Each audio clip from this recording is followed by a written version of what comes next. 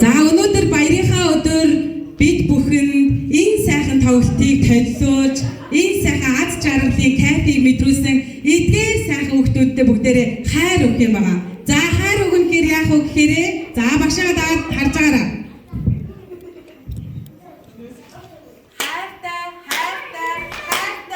Love you гэдэг. За.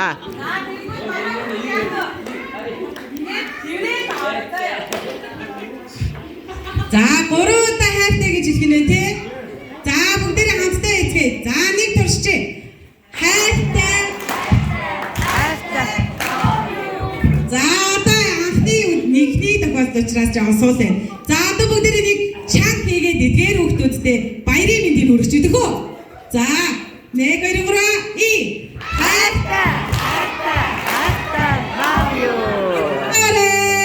За ингэ баярлаа. Ингээд уран бүтээлч хүүхдүүдийн маань зүгээс та бүхэндээ багчууд